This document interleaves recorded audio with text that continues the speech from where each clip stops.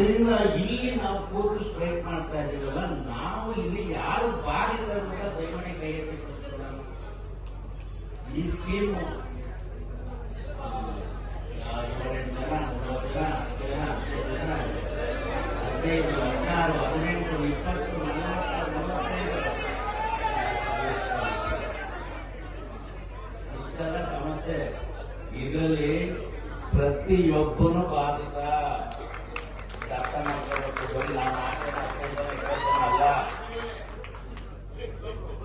ತಮ್ಮೆಲ್ಲರಿಗೂ ಗೊತ್ತು, ಭಾರತ ದೇಶದ ಬೆನ್ನೆಲುಬು ರೈತರು. ಭಾರತ ದೇಶ ಉದ್ಧಾರ ಆಗ್ಬೇಕಾದ್ರೆ ಹಳ್ಳಿಗಳು ಉದ್ಧಾರ ಆಗ್ಬೇಕು ಅನ್ನೋದು ನಾವು ಈಗ ಹೆಚ್ಚು ಕಮ್ಮಿ 1947ರಿಂದ ಇವತ್ತಿಂದ ಕೇಳ್ಕೊಂಡು ಬಂದಿದ್ದೇವೆ. ಈಗ ನಾವು ಈ ಯೋಜನೆಗೆ ಮಾತ್ರ ಸೀಮಿತಪಡಿಸ್ಕೊಂಡು ನಾವೆಲ್ಲ ಸೇರಿದ್ದೇವೆ. ಸಮಸ್ಯೆ ಆಗಿರೋದು ಎಲ್ಲಿ?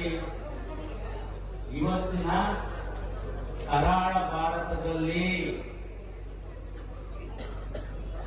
ಮೋದಿಯ ಮೋದಿಯ ಮ್ಯಾಜಿಕ್ ನಲ್ಲಿ ಇಡೀ ಭಾರತ ದೇಶ ಕಗ್ಗತ್ತಕ್ಕೆ ಹೋಗ್ತಾ ಇದೆ. ಕಳೆದ 12 ವರ್ಷದಿಂದ ಅವರು ಇದ್ದಾರೆ.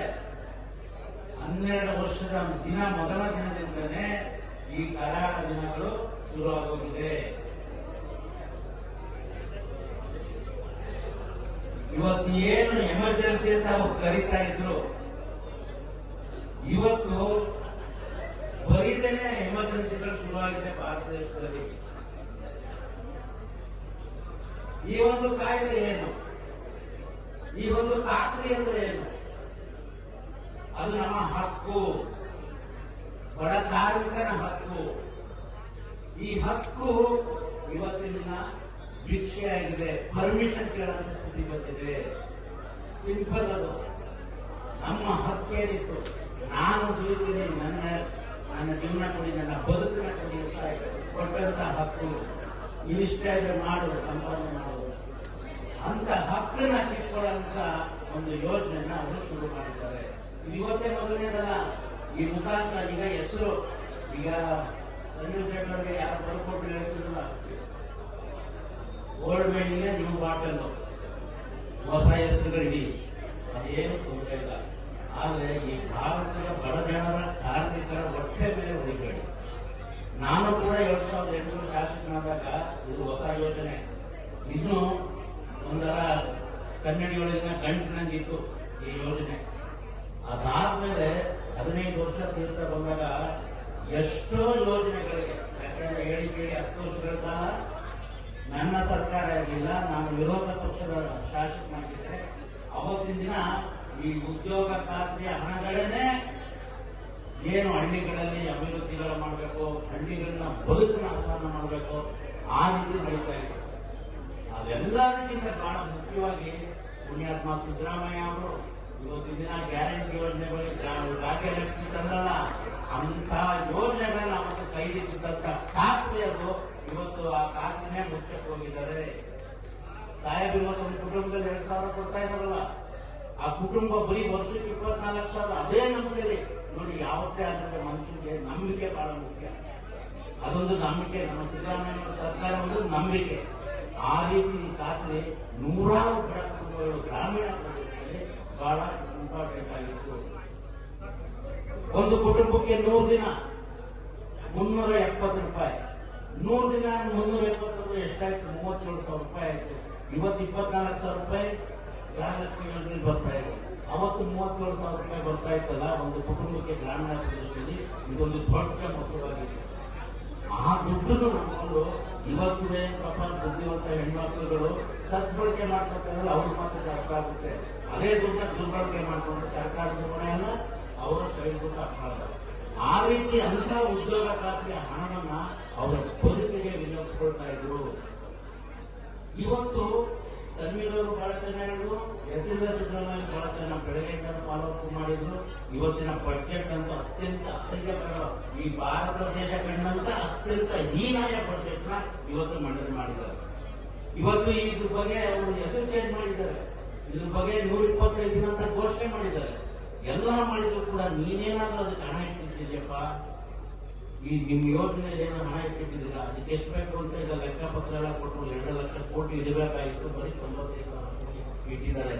95,000 ಕೋಟಿ ನಾನೊಬ್ಬ ಶಾಸಕನಾಗಿ ಅಲ್ಲಿ ಹೇಳ್ತೀನಿ, ಬರೀ ಅಲ್ಲಿ ಸಂಬಳಗಳಿಗೆ ಅಲ್ಲಿನ ಇದು ಕಮಿಟಿ ಬರುತ್ತೆ. ಈಗ ನಮ್ಮ ಶ್ರೀರಾಮ್ ಕೇಳ್ತಾ ಇದೆ, ನೀವು ಹೊಸ ಯೋಜನೆ ತರೋದಕ್ಕೆ ಮುಂಚೆ ಮೊದಲು ಗ್ರಾಮೀಣ ಪ್ರದೇಶದ ಬಡ ಕೂಲಿ ಕಾರ್ಮಿಕರ ಇನ್ನೂ ಹಣ ಕೊಡಬೇಕಲ್ಲ ನೀವು. ಇನ್ನೂ ಬರೀ ಕರ್ನಾಟಕ ರಾಜ್ಯಕ್ಕೆ ಸಂಬಂಧಪಟ್ಟಂತ ಉದ್ಯೋಗ ಖಾತ್ರಿಯ ಹಣನೇ ಕೋಟ್ಯಾಂತರ ರೂಪಾಯಿ ನೀವು ಕೊಡಬೇಕಲ್ಲ, ಅದನ್ನು ಮೊದಲು ಕೊಡ್ರಿ ಕೇಂದ್ರ ಸರ್ಕಾರದಿಂದ, ಆಮೇಲೆ ಯೋಜನೆ ತರಂತ ಕೆಲಸ ಮಾಡಿ. ನಿಮ್ಮ ಹಣನೇ ನಮ್ಮ ಎಷ್ಟೋ ಕನಸುಗಳನ್ನ ಕಟ್ಕೊಂಡಿರುವಂತವರು ಇವತ್ತು ಬೀದಿ ಬೀಳುವಂತ ಸ್ಥಿತಿ ಬಂದಿದೆ ಗ್ರಾಮೀಣ ಪ್ರದೇಶದಲ್ಲಿ. ಈ ಯೋಜನೆಗಳಿಗೆ ನೀವು ಪಾಲಿಶ್ ಮಾಡಿ ಹೊಸ ಹೆಸರಿಟ್ಟು ಅದು ಈಗಾಗಲೇ ಉಗ್ರಪ್ಪನವ್ರು ಹೇಳಿದ್ದಾರೆ ಏನ್ ಹೆಸರು ನಾವು ಆ ಹೆಸರುಗಳು ಹೇಳಕ್ ಆಗುತ್ತೆ. ನಮ್ಮ ಮಹಾತ್ಮ ಗಾಂಧಿ ಈಗ ಈ ಹೆಸರು ತೆಗೆದ ತಕ್ಷಣ ಅದೇನು ದೊಡ್ಡ ವಿಚಾರ ಅಲ್ಲ. ಯಾಕೆ ಅಂತ ಹೇಳ್ತೀವಿ, ಈ ಸೂರ್ಯ ಚಂದ್ರ ಇರೋರ್ಗೆ ಭಾರತ ದೇಶದಿಂದ ಮಹಾತ್ಮ ಗಾಂಧಿ ಬಾಬಾ ಸಾಹೇಬರ ಹೆಸರನ್ನ ಯಾವನ್ನೂ ತೆಗೆಯಕ್ಕಾಗೋದಿಲ್ಲ. ಅದು ಶಾಶ್ವತವಾಗಿರುವಂಥದ್ದು, ಎಲ್ಲರ ಗುರಿಗಳಿರುವಂಥದ್ದು. ನಿಮ್ಮ ಚಟಿಗೆ, ನಿಮ್ಮ ಹಠಕ್ಕೆ, ನಿಮ್ಮ ರಾಜಕಾರಣಕ್ಕೆ ನಿಮ್ಮ ಅವ್ರ ಹೆಸರನ್ನ ಏನಾರ ಡಿಫ್ಯೂಸ್ ಮಾಡಬೇಕು, ಅದಕ್ಕೆ ಕಳಂಕ ತರಬೇಕು ಅಂತಂದ್ರೆ ನಿಮ್ಮ ಯೋಚನೆಗಳು. ಹೌದು, ಇನ್ನ ಮುಂದಿನ ದಿನಗಳಲ್ಲಿ ಒಳ್ಳೆ ದಿನ ಬರ್ತಾ ಇದೆ, ಬರೋದು ನಾವು ಕಾಯ್ತಾ ಇದೀವಿ. ಅವಾಗ ನಿಮ್ಮ ಹೆಸರು ನಾವು ತೆಗೆಯಂತ ಪ್ರಕ್ರಿಯೆ ನೀವೇನೆ ಇದಕ್ಕೆಲ್ಲ ಹೂನಾದ್ರೆ ಕೊಡ್ತಿರೋದು. ಆತ್ಮೀಯರೇ, ಇವತ್ತೇನು ಇಲ್ಲಿ ಸೇರಿದ್ದೀರಿ, ಪ್ರತಿಯೊಬ್ಬರಿಗೂ ಈ ಕಾರ್ಯಕ್ರಮದ ಉದ್ದೇಶ ಆಳ ಅಲ್ಲ ಎಲ್ಲ ಗೊತ್ತಾಗಿದೆ. ಈಗ ಇದನ್ನು ಯಶಸ್ವಿ ಮಾಡ್ಬೇಕಾದ್ರೆ ಇದು ಮೊದಲ ದಿನ, ಇವತ್ತಿಗೆ ನಿಲ್ಲದಿಲ್ಲ. ಇವತ್ತು ಇದೊಂದು ಸಣ್ಣ ಕಿಡಿ ಇವತ್ತು ಮೈಸೂರಲ್ಲಿ ಶುರುವಾಗಿರುವಂತದ್ದು. ಮಹದೇವಪ್ಪ ಅವರು ಮತ್ತೆ ಈ ಜಿಲ್ಲೆಯ ಎಲ್ಲ ಪ್ರಮುಖ ಶಾಸಕರುಗಳು, ಮಾಜಿ ಶಾಸಕರುಗಳೆಲ್ಲ, ಅವರ ಕಾರ್ಯಕರ್ತರು, ಆಡಳಿತಗಳು ಎಲ್ಲರೂ ಇಂದ ಈ ಒಂದು ಸಣ್ಣ ಕಿಡಿ ಶುರುವಾಗಿದೆ. ಇದು ಯಶಸ್ವಿ. ಈಗ ಹೇಳಿದ್ರು ಕೆಪಿಸಿಸಿ ಅವರು ನಮ್ಮ ಈಗ ನೋಡ್ತಾ ಇರೋದು ಬೆಸ್ಟ್ ಪ್ರೋಗ್ರಾಮ್ ಅಂತ ಹೇಳಿದ್ರು. ಅದು 7 ದಿನ ನಾವು ಈಗ ಮಾದರಿ ಆಗಿದೆ ಅಂತಂದ್ರು. ಆದ್ರೆ ಇದು ಬೆಸ್ಟ್, ಅದು ಮಾದರಿ ಆಗ್ಬೇಕಾದ್ರೆ ಬೆಳಗ್ಗೆನೂ ಕೂಡ ಇಷ್ಟೇ ಜನ ಇದ್ರು ಬಿಸಿ ಬಂದಾಗ ನಾವೇನಾರ ಕೊಟ್ರೆ ಅದಕ್ಕೂ ಒಂದು ಮರ್ಯಾದೆ ಮಿನಿಮಮ್ ನಾವೇ ಮರ್ಯಾದೆನ ಉಳಿಸ್ಕೊಂಡು ಈ ಕಾರ್ಯಕ್ರಮ. ಯಾಕೆಂತಂದ್ರೆ ಗ್ರಾಮೀಣ ಪ್ರದೇಶದಲ್ಲಿ ಪಾಪ ತಾಯಿಯರು, ಅಕ್ಕ ತಂಗಿಯರು ಏನಾರ ನಮ್ಮ ಬದುಕನ್ನ ಕುಟ್ಕೋತಾ ಇದೆ ಕೇಂದ್ರ ಸರ್ಕಾರ. ಈ ರಾಜ್ಯದವರು ನಮ್ಗೆ ಏನಾರ ಒಂದು ಒಳ್ಳೇದು ಮಾಡ್ತಾರೆ ಅಂತ ಕನಸು ಕಾಣ್ತಾ ಕೂತಿದ್ದಾರೆ. ಅವ್ರಿಗೆ ಒಂದು ನಂಬಿಕೆ ಕೊಡುವಂತ ಕೆಲಸ ನಾವೆಲ್ಲರೂ ಬೆಳಗಿನವರು ಇಲ್ಲಿ ಇದ್ದು ಒಂದು ಡಿಸಿ ಯಾರು ಬರ್ತಾರೆ ಅಂತ ಅವರಿಗೆ ನಾವು ಮೆಮೊರಂಡಮ್ ಕೊಡೋರಿಗೆ ಈ ಒಗ್ಗಟ್ಟಿನ ಪ್ರದರ್ಶನ ಅವರ ಒಂದು ಭರವಸೆ ಬದುಕಿಗೆ ನಾಂದಿ ಆಗುತ್ತೆ. ದಯಮಾಡಿ ಎಲ್ಲ ಕಾರ್ಯಕರ್ತರು, ವಿಶೇಷವಾಗಿ ಹುಣಸೂರಿಂದ 200ಕ್ಕೂ ಹೆಚ್ಚು ಕಾರ್ಯಕರ್ತರು ಬಂದಿದ್ದಾರೆ. ಅವರಿಗೆ ತುಂಬ ಅವರಿಗೆ ಒಂದು ಅಭಿನಂದನೆ. ಯಾವಾಗಲೇ ಕಾಂಗ್ರೆಸ್ ಪಕ್ಷ ಕೂಗು ಕೇಳಿದ್ರೆ ಕಾಂಗ್ರೆಸ್ ಪಕ್ಷದ ಯಾವುದೇ ಬೇಡಿಕೆ ಕೂಡ ಬೆನ್ನಿಗೆ ನಿಲ್ಲುವಂತ ಕಾರ್ಯಕರ್ತರು ಹುಣಸೂರಲ್ಲಿದ್ದಾರೆ. ಅವ್ರಿಗೆ ಶುಭ ಕೋರ್ತಾ ಈ ಒಂದು ಕಾರ್ಯಕ್ರಮ ಬೆಳಗ್ಗೆ ಮುಂಜಾನೆ ಇದ್ದು 7 ಗಂಟೆಗೆ ಒಳ್ಳೆ ಕಡೆ ಇಡ್ಲಿ ಕೊಡಿಸ್ತೀನಪ್ಪ. ಎಲ್ಲರೂ ಕೂಡ ಬೆಳಗ್ಗೆ ಒಂದು ಇಲ್ಲೇ ಇರಬೇಕು. ನಮ್ಮ ಮಾದೇವಪ್ಪನವರ ಕೈನ ಬಲಪಡಿಸಬೇಕು. ಕೆಪಿಸಿಸಿ, ಎಐಸಿಸಿ ಜಿಲ್ಲಾ ಮಂತ್ರಿಗಳ ಕೂಗಿಗೆ ಜಿಲ್ಲೆಯಲ್ಲಿ ಈ ರೀತಿಯ ಕೂಗನ್ನ ಕೇಳ್ತಾ ಇದೆ ಅಂತ ಅವ್ರಿಗೆ ಬೆಳಗ್ಗೆ ಅಂತ ಹೇಳ್ತಾ ನಮ್ಮ ಏನು ಒಂದು ಧಿಕ್ಕಾರ